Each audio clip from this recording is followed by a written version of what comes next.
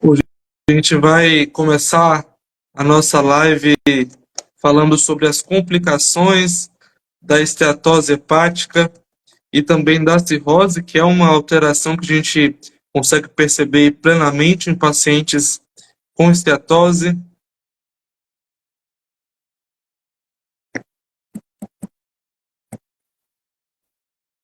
Já convidei a doutora Ana Ruth, estou esperando ela entrar. Enquanto isso, vamos nos acomodando por aqui.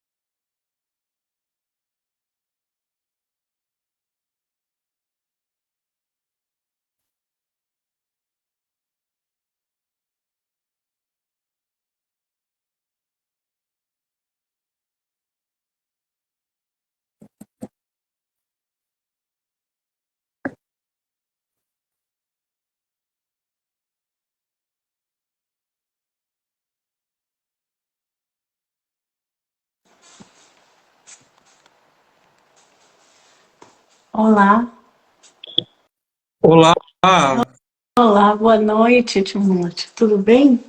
já consegue me ver aí? Já estou te vendo. Estamos ao vivo? Estamos ao vivo, doutora. Tudo bem? Tudo bom, que bom estar ao vivo com vocês. Que ótimo. Então, a doutora, como eu estava falando, gente, ela é hepatologista, gastroenterologista, atua há 35 anos já na saúde e prevenção de doenças nessas áreas específicas, já é doutora literalmente, e a gente está aqui junto com a LASIG, que é uma liga que tem o intuito de trazer um conhecimento, não só mais conhecimento para todo mundo, mas sim um conhecimento que vai atrelar diretamente na vida específica de cada acadêmico e de cada futuro profissional aqui, com conteúdos que realmente são relevantes, e não só relevantes, mas também que tem a correlação clínica, né? Que isso é o mais importante para nós que somos acadêmicos de medicina. Então, doutora, a palavra é sua, para você se apresentar para o pessoal aí. Então tá. Primeiro, muito obrigada, Timóteo, muito obrigada à diretoria toda da Liga, da LACIG, né? Liga de Acadêmicos em Cirurgia Geral da Amazonas, certo?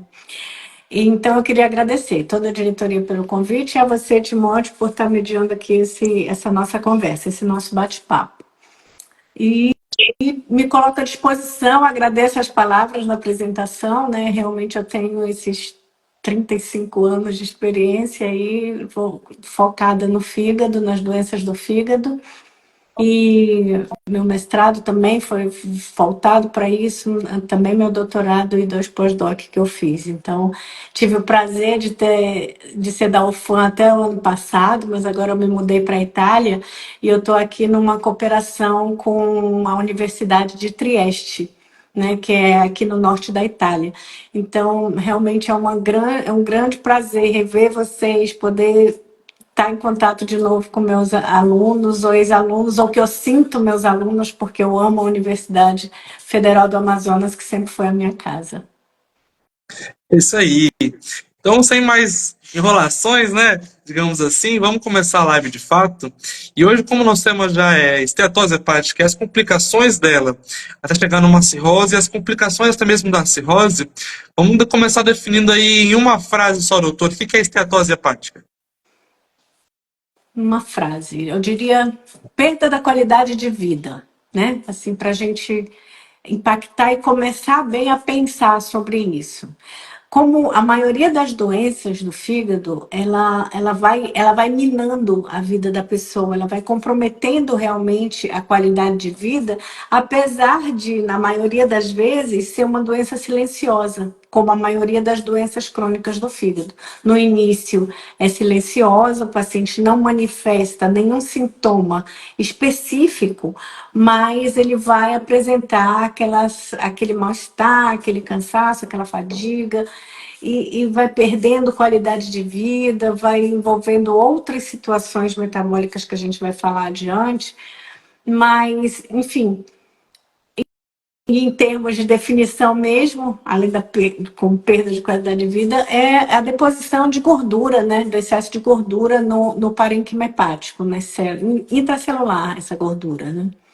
Então, isso é a esteatose. A gente já pode entrar, inclusive, para um pouco da fisiopatologia, da história natural aqui nesse tópico, Timóteo. Claro, Já... com certeza. Como é que ela vai influenciar aí na nossa condição?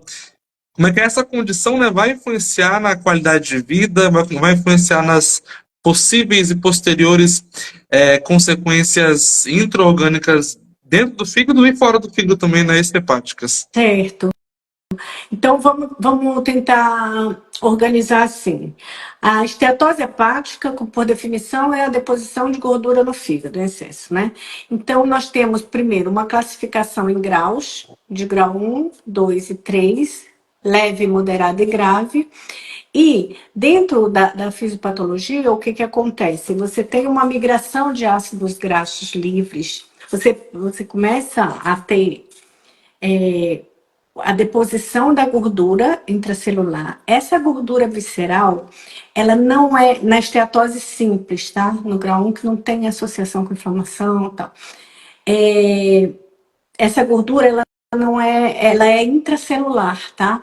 Mas ela não é um tecido inativo, ela é um tecido metabolicamente ativo. Ela produz substâncias, ela libera citocinas, ela libera como o TNF-alfa, por exemplo, ela libera diversos fatores que vão participar do processo inflamatório que vai ocorrer em consequência dessa deposição gordurosa, tá?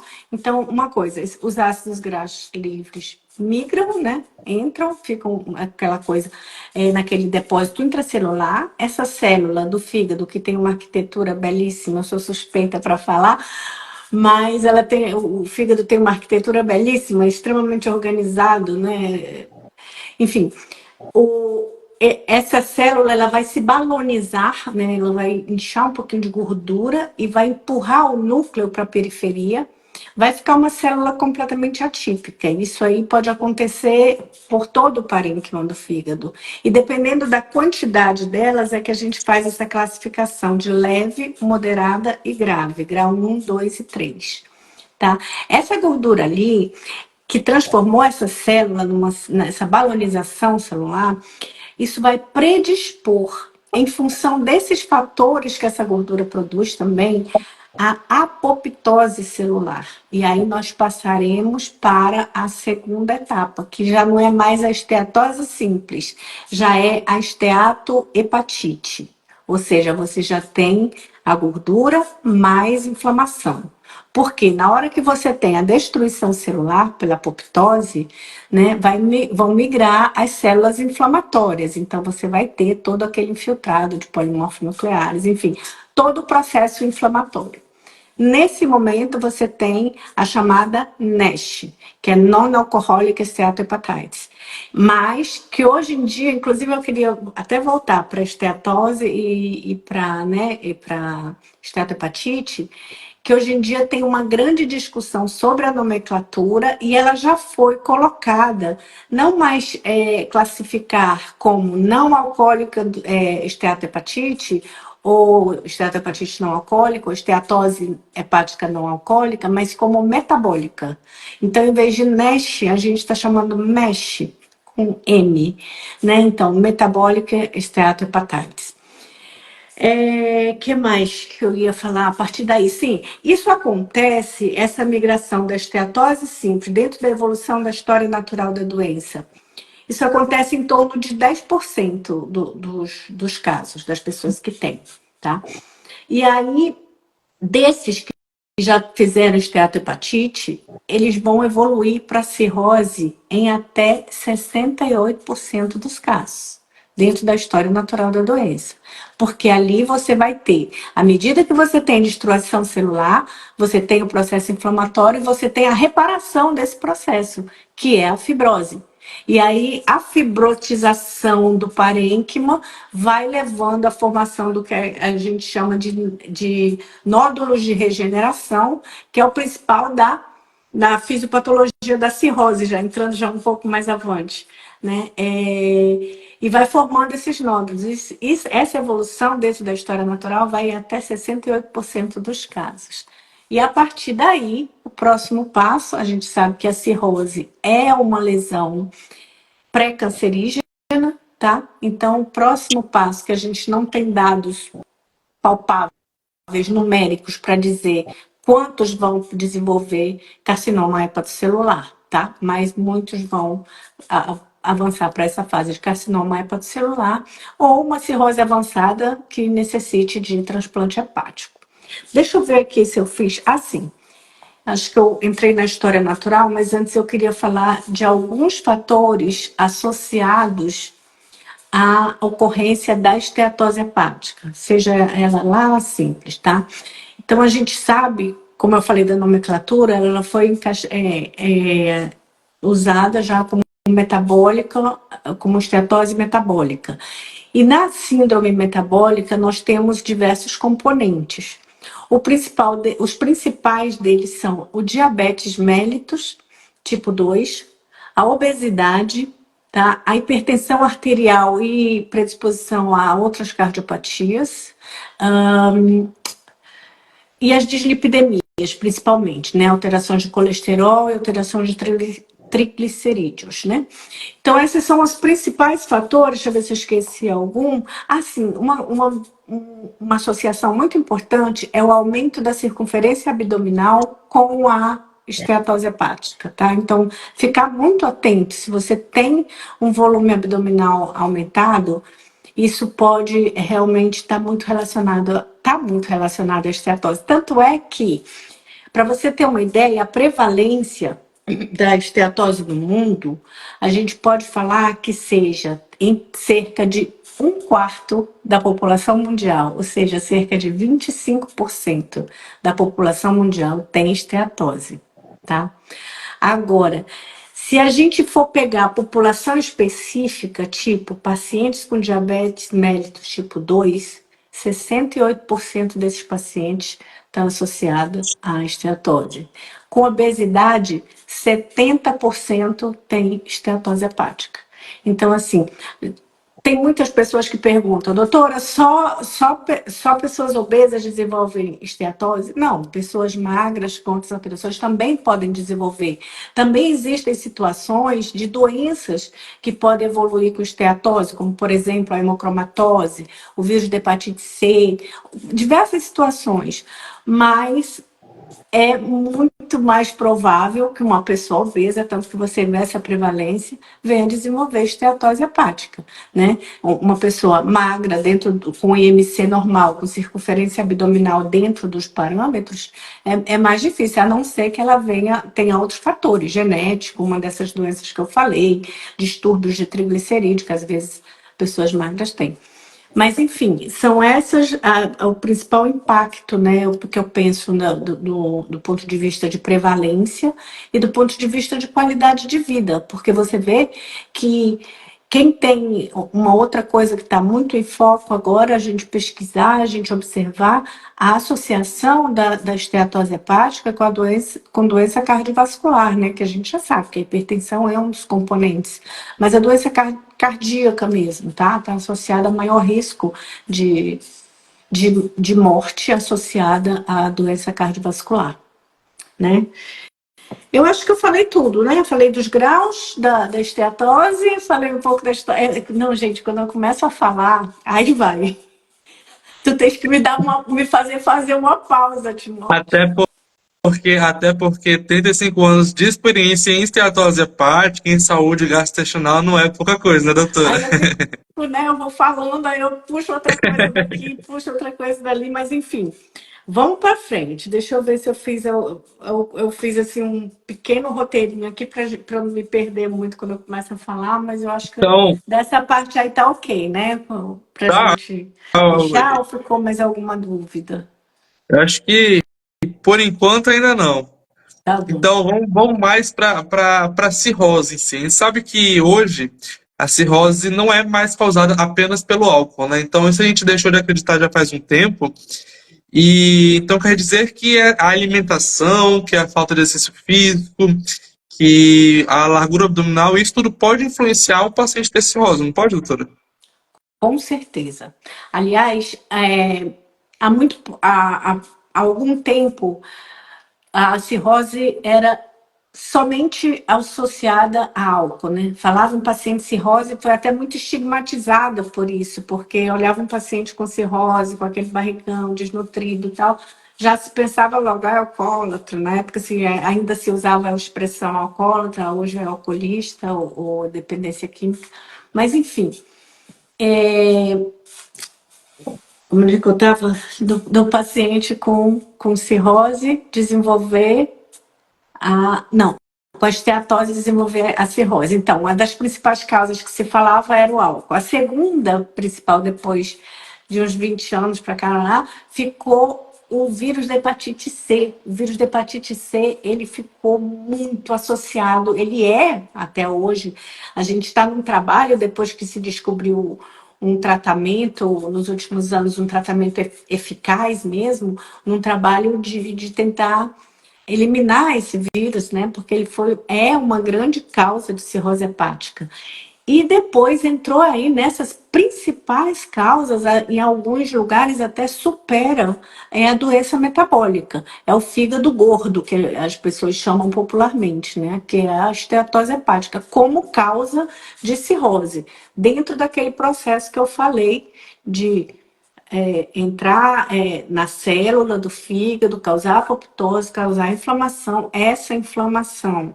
Vou aproveitar aí que a gente entrou no processo que vai ser reparada, que entra a fibrotização. Essa fibrotização, eu falei lá da classificação da esteatose, que era grau 1, 2 e 3, é leve, moderada e grave. A fibrotização, em vez, ela é classificada pela histopatologia, uma classificação chamada Metavir, né? Esse Metavir, ele vai de 0 até 4. Até 4. Como seria o 0, tá certo. De 0 até 4. Então, o 0 você não tem fibrose nenhuma. O F1 você já começa a ter bastante infiltrado inflamatório no espaço porta, e aí vai avançando, lançando traves de fibrose ao encontro do outro espaço porta vizinho. Então vão lançando, cada um vai lançando essas traves de fibrose, e aí conforme vai evoluindo, vai classificando em F1, F2, F3.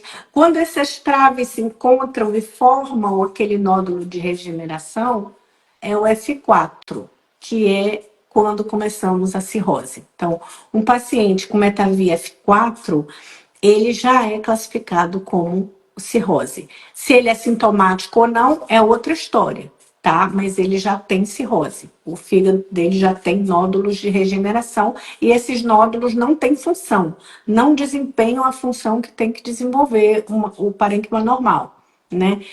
E, exato, dentro disso, essa classificação recente, nos últimos anos, nós tivemos uma evolução grande nos termos de diagnóstico, que foi a elastografia hepática, tá? A esteatose simples, em geral, a gente faz o diagnóstico pelo exame de imagem, uma ecografia, uma ultrassonografia simples, tá? E ela consegue me classificar ali se é leve, moderado ou grave, dependendo da entrada do feixe de som até no órgão, né? Então ela consegue me classificar. Já a elastografia, ela vem para definir o grau de fibrose, porque fizeram uma comparação do metavir da histopatologia e fizeram a validação do exame da elastografia. Então, a elastografia consegue me dizer se esse paciente começou primeiro validando para o vírus C, depois evoluiu, validou para o vírus B, e agora nós já temos uma validação pela elastografia para a doença gordurosa, doença hepática gordurosa. Então, nós temos do F0, F1, F2, F3, F4, pela elastografia, ou seja, a gente pode ter esse diagnóstico de em que ponto está o nosso paciente sem precisar usar um método invasivo, né? Dentro da tua pergunta, o que mais que a gente tem para abordar aqui? A gente pode falar sobre a insuficiência hepática mesmo, né? Sobre a insuficiência hepática, né? A abordagem dela dentro daquilo que a gente está falando aqui, de esteatose que pode gerar uma cirrose, que pode gerar uma consequência um pouco mais grave, né? Mas, assim, eu vou retomar. Eu acho que no início da tua pergunta eu não respondi bem. A questão do tratamento, eu acho que você falou da abordagem, como isso pode comprometer a vida da pessoa, o que, que ela deve fazer, né? Como que ela chegou a esse ponto? Como é que essa gordura toda foi parar no meu fígado? Será que eu era uma pessoa muito ativa e comia só frutas e verduras e nem olhava para a televisão, acordava cedo e ia correr? Será que foi isso que fez eu ficar com a circunferência abdominal acima de 100? Acima de 90? Não, né? Então, assim, quando a gente fala em mude seus hábitos, em geral é porque os hábitos que você tinha antes, eles te levaram a uma complicação, a uma situação que precisa ser cuidada. Então, assim, muita gente pergunta, por que? Não, eu quero um remédio para esteatose, tem cura? Gente, tem cura, tá? Tem cura. Só que a cura tem principalmente o envolvimento do paciente, tá? Ele tem que se envolver. Por isso é tão importante o papel do médico saber explicar cada detalhe, por que, que ele tem que se envolver, por que, que é importante ele perder o peso, onde é que estão essas células, o que, que elas fazem, por que, que ele vai ter uma cirrose, e ele vai ter uma cirrose, entendeu? Se ele não se cuidar, tá? Eu já tive paciente que em 2 anos insistiu, quando chegou comigo de novo, era um F1, chegou comigo de novo em 2 anos, era um F4. E, às vezes, assim, a pessoa não se cuida e pensa que a gente está exagerando, está fazendo terrorismo, mas não é, tá? E só para não assustar muito, o F4 ainda pode ser revertido, tá? Hoje nós temos abordagens fantásticas para cirrose hepática. Mas o tratamento básico da esteatose é a mudança do estilo de vida, tá? Você tem que ter uma boa alimentação, uma alimentação balanceada, baseada muito em vegetais e frutas, diminuir açúcar, diminuir carboidrato, isso tudo tem um motivo, porque eu tenho inclusive um curso, né? Tá lá no meu Instagram, quem quiser dar uma olhada, porque não vai dar para abordar cada pontinho hoje aqui, até porque a gente tem que chegar nas complicações da cirrose. Mas, enfim, melhorar, ter essa alimentação balanceada, ter atividade física. A atividade física ela é fundamental para equilibrar teus hormônios, para você produzir massa muscular. A massa muscular tem um nível de gasto muito maior do que a gordura, então você precisa produzir massa muscular. E isso não vai ser produzido você ficando deitado com o controle remoto na mão ou com o celular na mão, entendeu? Então tem que ser na academia, tem que ser levantando peso. Algumas pessoas, isso aí vai ter que ser individualizado, dependendo de cada paciente, né? Mas algumas pessoas estão mais para o exercício aeróbico, algumas estão mais para fazer atividade de peso mesmo. Então, mas a produção de massa muscular é fundamental para ela, até porque ela vai substituir,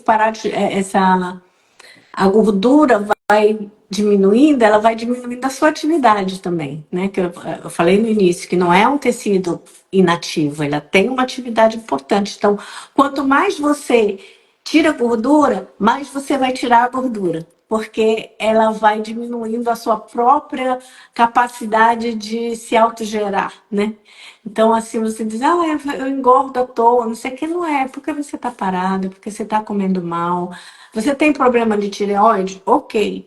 Toma sua pílulinha lá no jejum todo dia de manhã, que esse problema se resolve fácil, tá? Mas aí o problema, porque muitas pessoas justificam, é a minha tireoide.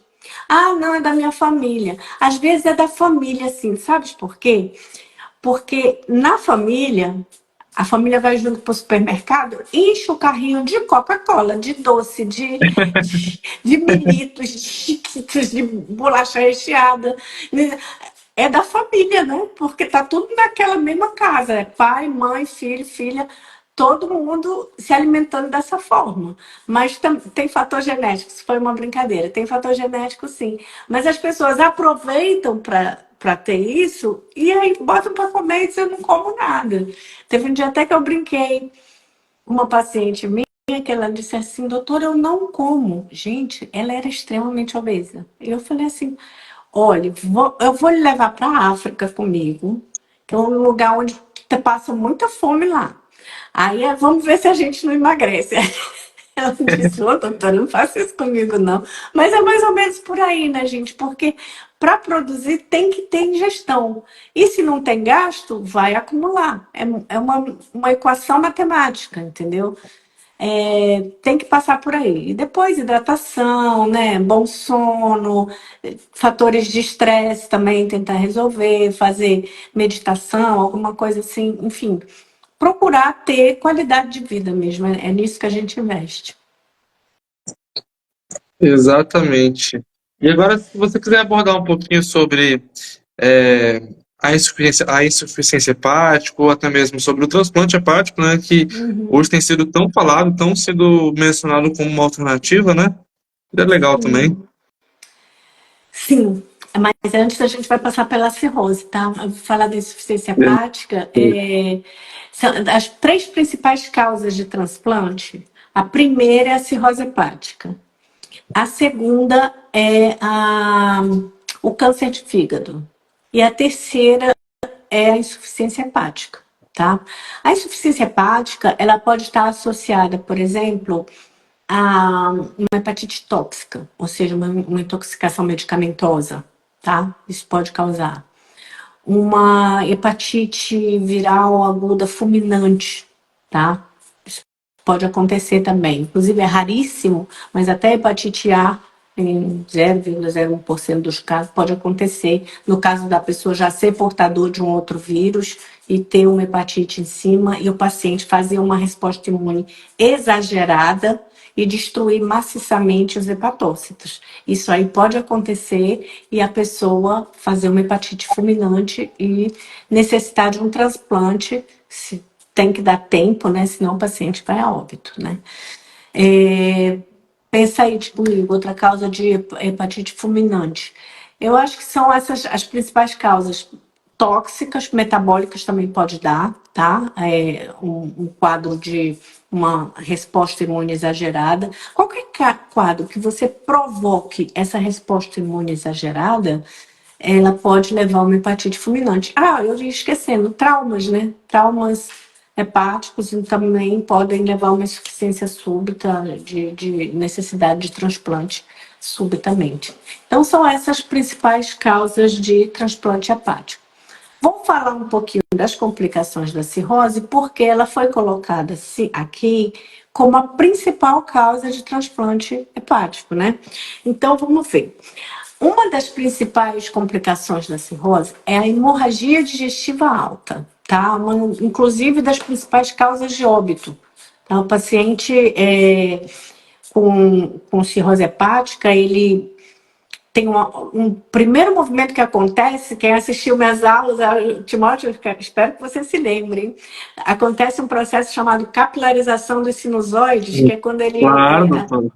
perde as suas fenestrações e vai ficando mais endurecido. Isso diminui as trocas entre a célula e o vaso, né? Então, essa capilarização dos sinusoides ali vai começar um processo de hipertensão portal.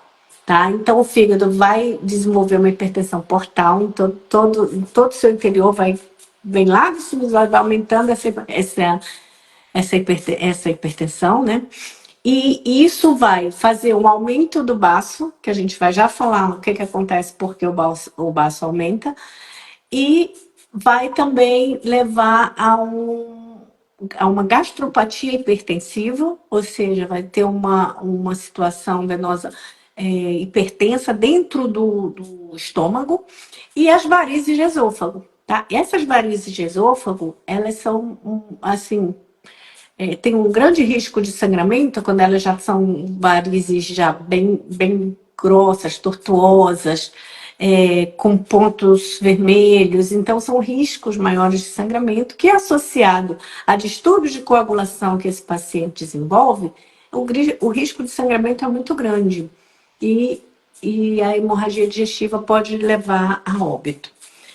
A segunda complicação que eu vou abordar é a ascite, né? A ascite é muito comum, em geral ela está associada a uma hipoalbuminemia, né? O paciente produz pouca proteína, então você tem uma baixa dessa albumina, e essa albumina ela é responsável também por manter a pressão osmótica e não extravasar líquido para o terceiro espaço. Então, eu tenho uma hipoalbuminemia, eu tenho já disfunção hepatocelular e eu tenho uma vasoconstrição renal que me faz retenção de sódio. Então, por isso que o paciente tem que fazer restrição de sódio, porque ele está retendo sódio, tá? O rim dele está retendo. Então, tudo isso vai estar levando a acúmulo de líquido na cavidade abdominal, peritoneal, que é a definição de ascite. E aí a ascite também tem diversos graus, né? Tem aquele grau bem leve, que ainda você consegue abordar só com dieta, só tirando sal da alimentação e tal. Um grau um pouquinho mais avançado, que é onde você já tem que usar diuréticos, mas o paciente ainda responde bem. Então. E quando evolui para uma fase mais grave, né, uma fase que a gente chama refratária, ele não responde mais a diuréticos. Então, você até mantém os diuréticos, mas começa a ter que fazer paracentese de alívio, porque a distensão é tão grande e esse paciente está num desconforto tão terrível que você tem que fazer essas paracenteses de alívio. A paracentese, ela não serve só para alívio, mas também serve para diagnóstico, tá? E aí a gente confirma, principalmente por como é que a gente chama? Um gradiente que a gente usa, que é o coeficiente soroacítico. Você pega a concentração de albumina no soro e na ascite, e daí você vê, se for maior que 1,1, provavelmente é hipertensão portal, quase certeza. Se for menor, associada a outras causas, como tuberculose peritoneal, outros cânceres, outros tumores, né? Enfim, outras causas de ascite que não seja a hipertensão portal, que é associada à cirrose hepática.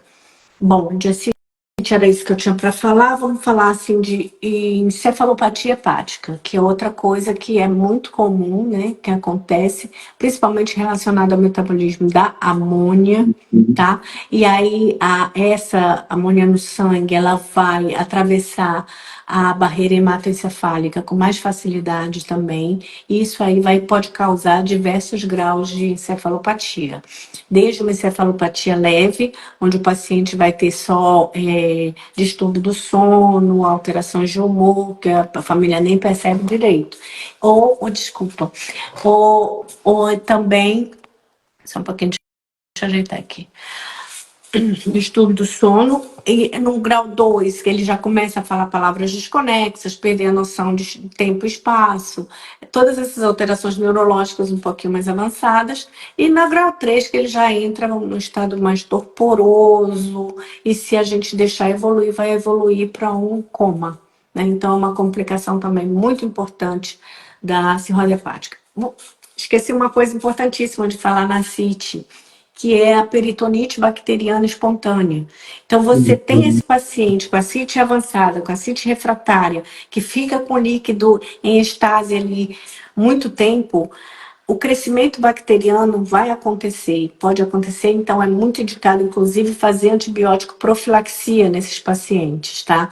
Não precisa nem esperar uma PBE em si. Se você já notar, quando você puncionou o líquido, já notar um aumento de celularidade, mesmo que a bactéria venha negativo, você já pode começar antibiótico profilaxia, tá? Mesmo sem ter a peritonite bem instalada mesmo, né? E o que mais? Bom, A CIT, aí a gente falou da encefalopatia hepática, a síndrome hepatorrenal, a gente viu que pode evoluir com alterações renais, que vai ter essa vasoconstrição renal, e isso pode evoluir para uma síndrome de insuficiência hepatorrenal. Tanto, Nesse momento já é um paciente tanto a renal, né, doutora, quanto até mesmo a pulmonar, quanto né? pulmonar também. Exato. Só que a renal é mais comum, tá? Até Uhum. porque também a ligação é muito relacionada à vasodilatação esplâncnica ali, então essa ligação à renal a gente vê com mais frequência, né? Uhum. A síndrome hepatorrenal. E ela é um quadro bem grave, o paciente tem que estar internado, tá? Esse paciente você retira os diuréticos, ele vai entrar em falência renal mesmo, você tem que tirar os diuréticos. Provavelmente, se ele tiver, dependendo dos níveis de creatinina, né, da depuração da creatinina, você vai ter que botar esse paciente em diálise, tá? Vai ter que estar repondo albumina para esse paciente, para a gente tentar diminuir essa CIT, todo esse quadro de retenção de líquido, né? Então, é um quadro bem grave, complicado, tanto uma quanto a outra, mas eu falei da hepatorrenal que ela é mais frequente. A outra coisa são os distúrbios de coagulação. Os distúrbios de coagulação, o paciente cirrótico, ele tem deficiência de fator 5, de antitrombina 3 e de plaquetas. Aí vou voltar lá na esplenomegalia. O baço aumentado de volume, ele vai entrar em hiperesplenismo também, ou seja, ele vai funcionar, ele vai destruir mais células. Os glóbulos brancos, principalmente, você vê muito paciente com plaquetopenia, e às vezes você vê esse paciente com plaquetopenia, leucopenia e anemia também. Os glóbulos vermelhos às vezes também baixam, mas é mais comum os glóbulos brancos. Então, as plaquetas, com certeza, no cirrótico, elas vêm abaixo de 100, né? No cirrótico avançado, né? Estou falando aqui de complicação, né? Então, esses distúrbios de coagulação aumentam muito, como a gente falou lá no início, o risco de hemorragia digestiva, né? E outras hemorragias também, mas aqui no caso, é o paciente cirrótico que a gente está falando, tem a hipertensão portátil, tem as varizes de esôfago ali quase para romper.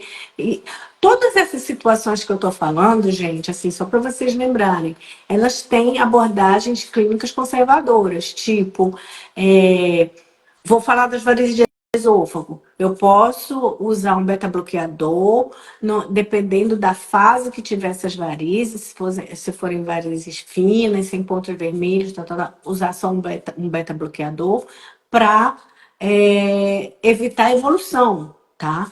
Para fases mais avançadas. Já numa varize grau 3, uma varize grossa, tortuosa, com pontos vermelhos, você já vai indicar um procedimento endoscópico de ligadura, enfim, um tratamento mais localizado. Todas essas abordagens você viu na síndrome hepatorrenal, no distúrbio de coagulação, você tem abordagens medicamentosas e às vezes você tem que evoluir para outros procedimentos, né? Como na síndrome hepatorrenal, a diálise, enfim. Outra complicação muito frequente nesses pacientes são as infecções, que podem ser desde infecção do trato urinário, infecção do trato respiratório, a PBE, que a gente já falou aqui, que é muito frequente no cirrótico, é uma complicação grande e que leva a sepse. E muitos pacientes também podem evoluir para sepse e morrer de sepse. Tá? Então, realmente é um paciente que a gente tem que ficar de olho nisso aí. E alguns fatores são associados. Aqui eu anotei, ó, diminuição da fagocitose, diminuição do complemento, aumento da translocação bacteriana, que é uma das causas da PBE, né, que aumenta lá, e muitos procedimentos invasivos, porque esse paciente é grave, ele está internado, ele está fazendo punções, enfim, paracenteses. Isso aí tudo predispõe a desenvolver mais infecções. Eu acho que de complicações, eu falei aqui rapidamente das principais. E lembrando que a gente está falando disso porque isso aí tudo vai evoluir para insuficiência hepática também. Como Uhum. você estava falando, eu estava falando de insuficiência hepática com paciente aqui, celular. É por isso que ele é o primeiro lugar lá na fila do transplante. Nós temos um cálculo que se chama o MELD, que é um cálculo que calcula em função da creatinina, em função da albumina, em função da CIT, uma classificação para listar o paciente na fila. Dependendo da demanda de cada serviço, esse paciente, às vezes, com 25 pontos, ele vai para o transplante. Às vezes, em outros serviços, com 20, porque é um serviço que oferece menos, que tem menos demanda e aí chega, né, a conseguir operar com o MELD mais baixo. Se esse paciente tem uma cirrose com essas complicações, entrando em insuficiência hepática, e aí ele aparece com um nódulo, com confirmação, aí vem as características de cada nódulo, mas com nódulo maligno e acima de 2 centímetros, enfim, tem todo regras em cima dessa pontuação. Então, você pode dar mais 10 pontos para esse paciente, ele sobe para a fila do transplante e é transplantado primeiro, entendeu? Ele sobe na fila do transplante e é transplantado primeiro, ou seja, ele tem prioridade nessa fila. Eu ia ver aqui a prevalência de transplante, eu vi que a BTO registrou, onde que eu botei, gente? A BTO registrou em 2023 1.717 transplantes de fígado. Então, isso quer dizer o quê? Quer dizer que teve um aumento em relação a anos anteriores. Eu estava dando até uma olhada também, anos anteriores, realmente vai aumentando. À medida que a gente vai conscientizando a população para as doações também aumentaram em função de várias campanhas, em função de esclarecer para as pessoas como é importante essa solidariedade, esse E gesto, até mesmo né? o modelo de transplante, né, doutora? Que não é um morto-vivo, não é, né? Não é algo de outro mundo, digamos assim, né? Exatamente, né? Existem transplantes de intervivos, né, também, mas o mais comum, o que mais se faz é realmente o doador, né, faleceu e aí você salva aquele órgão, mas os familiares, eles já estão mais conscientes, as pessoas já estão autorizando. Hoje não tem burocracia nenhuma para isso, basta que o paciente diga para sua família, a pessoa diga para sua família que quer ser um doador, e se lhe acontecer um acidente ou qualquer outra causa de óbito, a família já está ciente e ele pode doar seus órgãos sem muita burocracia, desde que a família autorize, né? Claro. É legal a senhora falar sobre encefalopatia, porque é uma síndrome, é uma questão que a gente consegue ter uma certa prevalência, uma certa frequência dentro de pronto-socorros, né? E é uma coisa que a gente, como um clínico geral, daqui a um tempinho, né? Que a gente com certeza vai encontrar, né, doutora? Vai. Vai ter que ter uma abordagem bem séria. No consultório, eu já peguei, a gente consegue, existe um medicamento à base de L-aspartato, L-ornitina. Eu não vou dizer o nome comercial aqui. É o Lola, né? L-aspartato, L-ornitina, mas não é Lola o nome do remédio, não. Mas ele consegue reverter, ele consegue limpar bastante essa amônia no cérebro. Então, melhora bastante. Inclusive, o paciente em casa, ele tem melhoras, ele toma... Dependendo da necessidade, do grau de encefalopatia que ele está, ele vai tomando medicamento e pode ir melhorando, né? Então, como eu falei, para todas essas complicações, até que o paciente chegue realmente no nível de pontuação que ele necessite ir para o transplante hepático, você tem como manejar clinicamente, com medicamentos, com condutas clínicas, esse paciente. Todas essas complicações, inclusive a encefalopatia hepática. Tá? A gente, se precisar, se entrar numa fase mais grave, interna o paciente e vai ser manejado ali.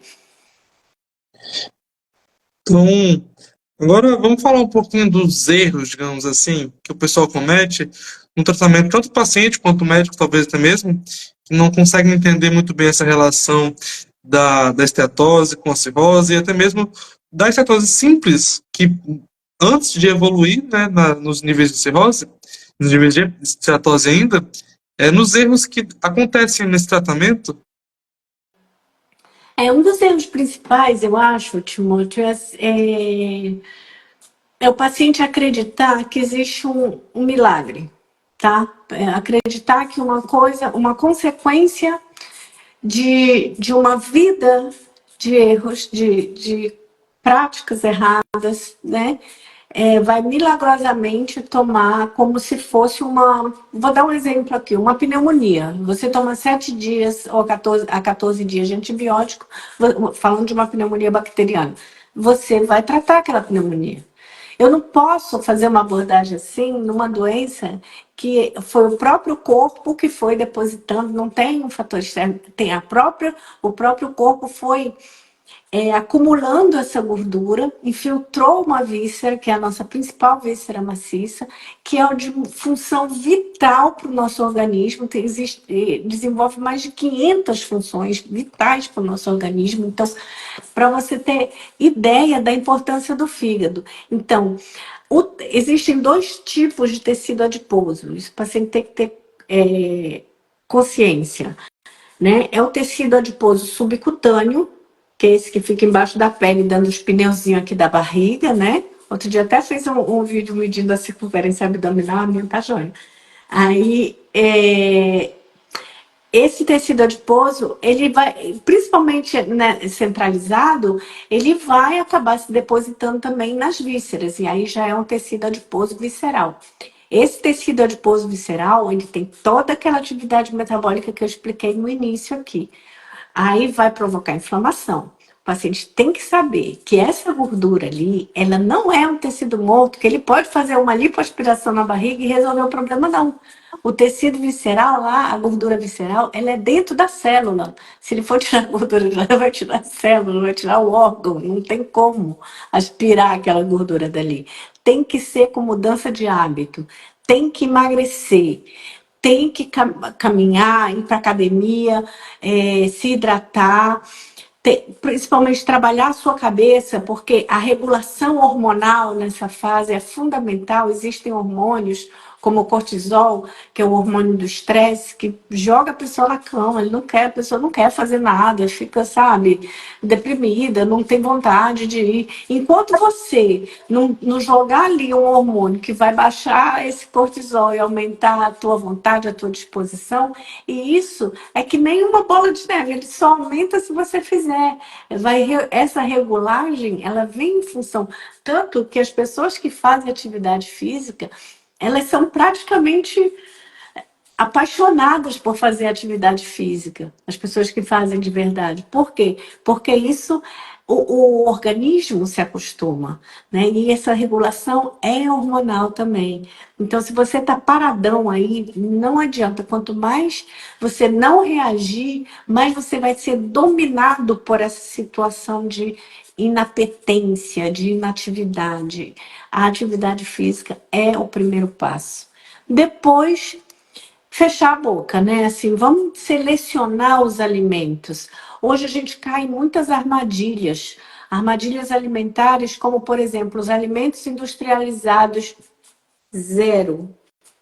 Gente, zero nada, tá? Não tem nada de zero açúcar. É zero açúcar, ele não foi ali, pegou o açúcar industrializado e botou. Mas ele botou diversas outras substâncias para aquele produto ficar gostoso, porque o mercado precisa vender, entendeu? Então ele tem que viciar o consumidor no produto dele. E para isso aí a quantidade de frutose que tem ali, de corante, de diversos produtos químicos, que vai deixar aquilo gostoso. Não só gostoso, mas viciante, porque a pessoa vai querer mais e mais e mais. Então, quanto menos você abrir embalagens e caixas e tomar direto, dizer, suco de caixinha. Gente, suco de caixinha tem um monte de coisa também que vai te fazer engordar. Então, é melhor a fruta ou o suco da fruta, mas primeira coisa, alimentos industrializados, tá? É uma armadilha muito grande. Então, quanto mais se for na feira, ver produtos naturais, alimentos frescos, cozinhar seu arroz, cozinhar seu feijão, grelhar sua carne, sabe? Seu frango, seu peixe, evitar frituras, né? Fazer grelhado, cozido na água. Que mais? Mastigação. É um ponto que eu chamo muita atenção, porque o estômago ele é uma bolsa, né? Ele vai receber o alimento que vai passou da boca pelo esôfago e vai, às vezes as pessoas têm o hábito de engolir esse alimento. Engolir quer dizer, não mastigou nada, engoliu rapidamente, passou uma fase importantíssima da digestão e o estômago ele vai dilatando, vai aumentando a sua capacidade de receber alimento. E isso tem muita relação, nós fizemos um estudo aqui na Itália, foi tema do meu pós-doc, era a relação da esteatose com a cirurgia bariátrica, a resposta pós-cirurgia bariátrica, tá? Então, assim, o que acontece? Você começa a comer errado, o teu estômago errado, rápido, sem mastigar, enfim, vai aumentando a capacidade. Com isso, você vai precisando comer cada vez mais, porque você tem a impressão que a tua saciedade vem daqui, da barriga. Daqui a pouco você está com a barriga por aqui assim, quase sem respirar, cheio e não se alimentou direito.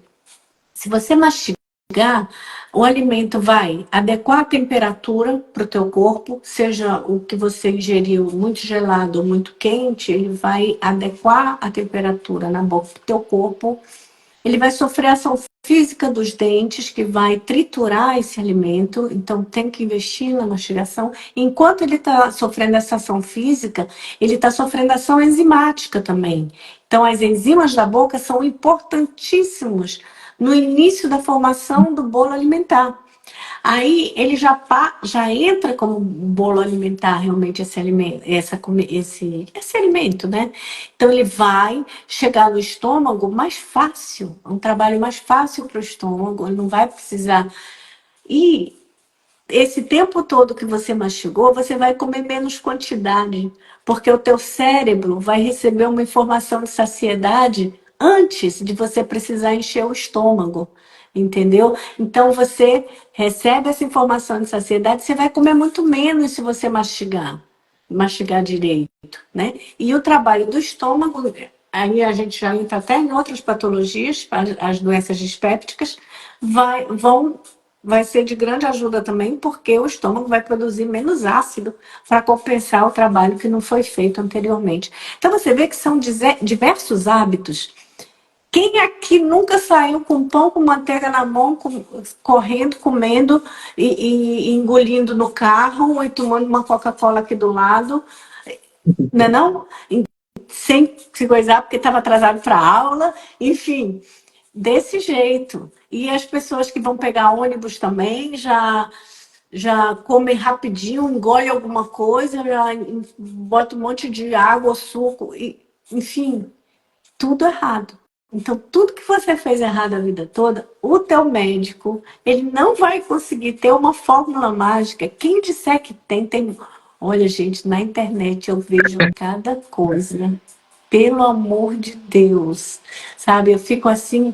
Por isso é a minha preocupação, eu estou adorando fazer essa parte de educativa mais ampla do que só na faculdade, né?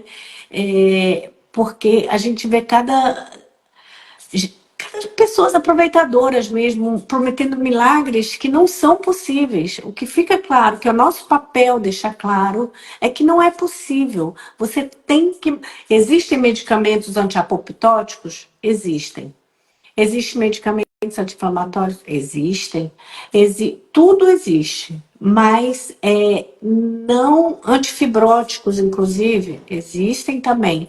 Mas você não vai conseguir resolver esses problemas continuando com a causa, entendeu? Você pode até associar, mas você tem que tirar a causa. É tipo tentar tratar um alcoólatra e ele ficar bebendo todo dia, entendeu? Não tem como. Se você não mudar o hábito, não vai resolver o problema. Eu acho que a mensagem principal e o erro principal passa por aí.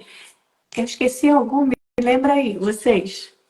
Eu acho que foi integral a sua resposta aqui, doutora. O que a gente vai falar mais agora? Tem Eu acho alguma que pergunta aí do pessoal? acho que tem uma perguntinha aqui, a gente tem mais uns 5 minutos ainda para responder. Ah, passou tão Tem. rápido. Deixa eu ver se a gente consegue responder essa aqui. Quais Não os consegui. principais. Conseguiu Diga. aparecer, né? Apareceu aí. Quais os principais fatores de risco na progressão da doença hepática? Ok, na progressão. Então, você já tem um paciente que já tem esteatose e aí você vai ter fatores de risco associados. Esses fatores, primeira coisa é isso aí que eu falei, tirar a causa. Vamos falar da doença. Tá escrito aí metabólica, porque vai nos Hepática não atender, a gente pode. alcoólica. Hepática não Ah, alcoólica. tá. Ok. Esteatose, né? Então a gente está falando da esteatose mesmo. Então, os fatores de risco principais: retirar a causa e tal. Aí entra o diabetes mellitus tipo 2, entra a obesidade. Aqueles fatores lá que eu falei no início são fatores de risco também, tá? Para progredir para a doença hepática, tá? A elevação de colesterol e triglicerídeo, que são coisas que você pode moderar também, mas às vezes só com atividade física já baixa esses níveis, tá? Se for um paciente com distúrbio de tireoide, também tratar o distúrbio de tireoide. E pacientes que tenham predisposição genética. A cirrose hepática, ela tem uma predisposição genética, ela tem muita influência genética. Tanto que você vê, existem casos de pacientes que bebem muito e não desenvolvem cirrose nunca, porque aquela família ali não tem a informação genética para desenvolver essa doença. Então, existem fatores genéticos que predispõem. Então, se você já sabe que na tua família tem hepatopato, tem gente que já faleceu por tumor no fígado, tem gente que tem cirrose, então é melhor você ficar de olho, porque esse é um fator de risco importante também. Tem outras doenças que pioram a deposição de gordura, que são, que eu citei, eu acho que no começo, a hemocromatose, principalmente, que é a deposição de ferro, ela predispõe também à deposição de gordura. A hepatite C é muito associada à esteatose hepática. O próprio álcool, aliás, aqui eu chamo a atenção de uma coisa: se você associar os dois fatores, e isso é muito comum, pacientes gordinhos, com aquele barrigão, né? E que bebem álcool. Então, você tem dois fatores ali, tá? Você tem tanto o metabólico quanto o alcoólico, né? Então, esse é um fator que... O que acontece? Se você tem duas coisas que causam inflamação no fígado, o caminho, a evolução, a fibrotização vai ser muito mais rápida. Então, você dá uma acelerada nessa história natural né, da evolução para a cirrose.